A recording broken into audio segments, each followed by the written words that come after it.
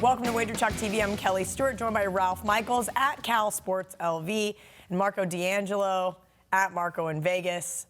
Ralph's over here flipping the bird to me and the side note. No, I'm just kidding. He's being funny. That's how I remind you of the text club. Oh, yes. Yeah. We haven't even got to that part yet, Ralph. Sorry. Actually, we're previewing top 25 in college football. So we're going to go to Central Florida here. So I have a little bit of admittance here. I have not started on the AAC yet. So I have nothing really good to input on this video, which is why I asked Minty if she wanted to host it, because I was like, well, I don't have much to say about Central Florida, so I'm going to sit here and take notes while you guys tell me about the Golden Knights. Good thing you got two guys that like to talk on the stage. So, Marco, you want to go first? Well, let's start with Central Florida. Last year, a lot of people expected some drop-off because Scott Frost left and went to Nebraska. We've seen this a lot, though. When he left, he didn't leave the cupboard bare. This was not a guy that got fired. He just 25 straight wins is pretty good. Yeah, it's a situation for the team. They were loaded last year, and they played like it. They played well.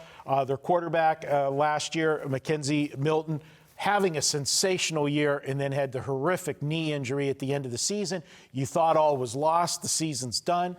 And in comes the backup, Darryl Mack, and he played well. At the end of the season, 619 yards passing, 3 touchdowns, 337 yards rushing at the end of the season, 6 scores on the ground. They didn't miss a beat. However, in July, Mack broke his ankle.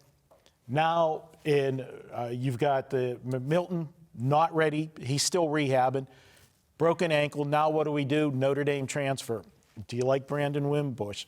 I'm going to kick it to Ralph and say, how much are we dropping off in quarterback, or do you think he's going to be just as good? Listen, you're talking UCF with a number 81 schedule and a guy that started 12 games at Notre Dame. I have no problems with Wimbush there. Okay. You know, I think that I am going to say that I am high on UCF. 9 wins, I think it goes over that. 25-1 the last 2 years. They only lost to LSU. 12 starters back. And it's the people replacing them that puts them in the different level this year. You lost a couple offensive linemen. Well, who do they have? They have a Notre Dame transfer and an AM transfer. They lost a couple defensive players. Who do they have? A Virginia Tech transfer and a Duke transfer. All of a sudden now, people want to come play at UCF. They're a team that can get drafted. They're a team that, even though they're a group of 5 team, they get eyes. Now, They're on a lot of primetime games. With that being said, I'm going to just make a statement here that that Central Florida fans may be mad at me. When they were undefeated in last year, I don't think they have any business being discussed in the playoff situation. Why? Well, every other Power 5 team plays at least 4 Power 5 road teams.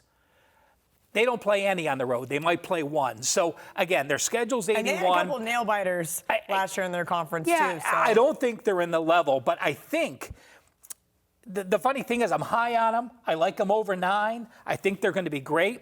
But I have them finishing second to Cincinnati. They're going to be a pick 'em or a dog at Cincinnati.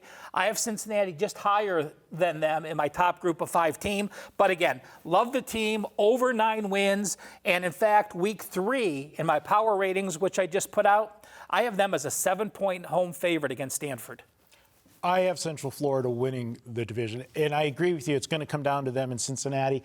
It just seems every time Cincinnati gets to that big game that they're probably going to beat UCLA again, and then you're right. There's going to be something that happens that they absolutely falter. You got to give Fickle this is his 3rd year now. So you can say these Cincinnati teams of old have done that, but now that you're in your 3rd year and you have your recruits, let's see how he's got those players ready. My concern for Central Florida is the defense. The offense is going to be fine. Before I get to the defense, one question I'm going to ask you, Ralph. Wimbush is going to start the season. Mm-hmm. Is this his job the whole season, or if one of these guys come back, do they get their job back? Well, if he's 8-0, it's his job. If they lose to Pittsburgh early, lose to Stanford early, and he's got a 10-6 ratio, then the job's up for grabs. Heupel has no allegiance to him. He's a transfer kid that was there. You got to remember, this is only a 2nd-year head coach who's recruited his own guys, brought in transfers, has 2 carryover quarterbacks. So he's got a whole slew of people that he has in the mix. I don't think he has allegiance to any of them. The offense, I don't think is going to miss a beat. And as you said about the offensive line, don't forget, the center on this team, Jordan Johnson, he's one of the best centers. He's probably the best center in this conference. He could play for the SEC, yeah. Yeah, this guy's good. And to me, you know how high I am always. I talk about offensive lines. That's the key, the lifeblood to any team. Now, with that said, let's flip to the other side of the field, and that's the defense, and that gives me some concern. They only bring back, I think, 5 on defense, and they're missing 4 of their top 6 tacklers from last year's team. This is a team that's going to score points, but they're going to give up points. This is a team that, if I'm looking to play Central Florida, I'm probably going to be looking at the totals too, and I'll be grabbing the totals.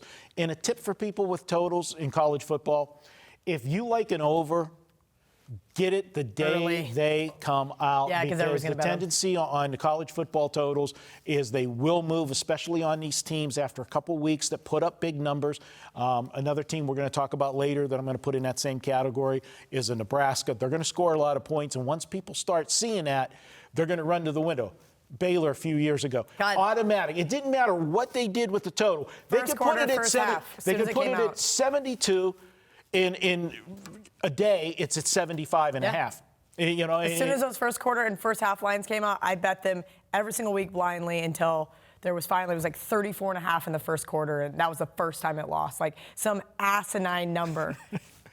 Absolutely, but we'll see if we get to, which one gets to the championship game, Cincinnati or Central Florida. All right, great stuff, guys. WagerTalk Text Club, it's 100% free. Just text WagerTalk to 33222 to get a $10 coupon for signing up, plus some free picks and other special offers.